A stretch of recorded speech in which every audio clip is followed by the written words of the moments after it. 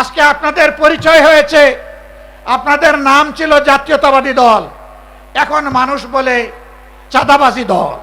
দেশ এবং জনগণের কোনো ক্ষতি আমরা মেনে নেব না। আপনাদের নেতা বলেছিলেন দুর্নীতিকে টুটি চেপে ধরবেন, আপনারা ক্ষমতায় এসেই বললেন যদি সমঝোতার ভিত্তিতে কিছু নেওয়া হয় এটা চাঁদা হবে না। ধিক্কার জানাই। আজকে আপনাদের পরিচয় হয়েছে, আপনাদের নাম ছিল জাতীয়তাবাদী দল, এখন মানুষ বলে চাঁদাবাজি দল। একজন চাঁদাবাজকেও আপনারা কবজায় আনেন নাই। জনগণ বিশ্বাস করতে বাধ্য হবে মাথা থেকে পায়ের পাতা সবাই চাঁদাবাজ। নাইলে কেন চাঁদাবাজি বন্ধ হচ্ছে না? সব জায়গায় কেন দুর্নীতির মহা উৎসব চলছে? গায়ের জুড়ে সব জায়গায় রাজনৈতিক দখলবাজি কেন চলছে? বাংলাদেশ ব্যাংকের মতো সেন্ট্রাল ব্যাংকের জায়গাটাও আপনারা ঠিক রাখলেন না, সেখানে একজন দলখানা লোককে আপনারা, অযোগ্য লোককে আপনারা বসাই দিলেন। আরে ঈদ লাগছে মনে, খুশির জোয়ার সবখানে, আরে ঈদ লাগছে মনে, বিকাশ পেমেন্ট সবখানে।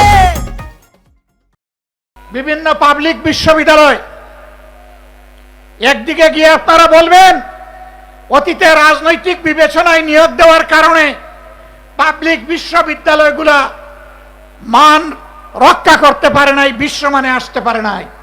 আবার আপনারা দক্ষ বিসি, প্রবিসি, প্রক্টর, প্রভুষ সবাইকে সরিয়ে দিয়ে দলখানা লোকদেরকে সেখানে বসাবেন। জাতির সাথে এটি হচ্ছে প্রহসন।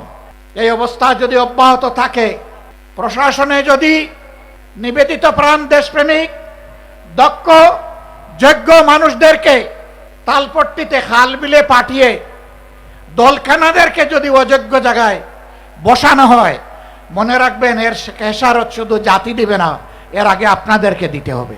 আমরা প্রত্যেকটি বিষয়ে কথা বলবো, আমরা কাউকে ছেড়ে কথা বলবো না। সংসদে লড়াই করব যাতে জাতির দাবিগুলো শান্তিপূর্ণভাবে আদায় হয়। যেখানে স্পিকারের অনুমতি নিয়ে কথা বলা লাগে, কিন্তু সেখানে যদি কথা বলতে দেওয়া না হয়, অথবা আমরা যদি জাতীয় সমস্যার সমাধান সেখানে খুঁজে না পাই, তাহলে আমরা ওখানে চলে আসব যেখানে কথা বলার জন্য স্পিকারের কোনো অনুমতি লাগবে না। আমরা তখন জনগণের পার্লামেন্টে চলে আসব।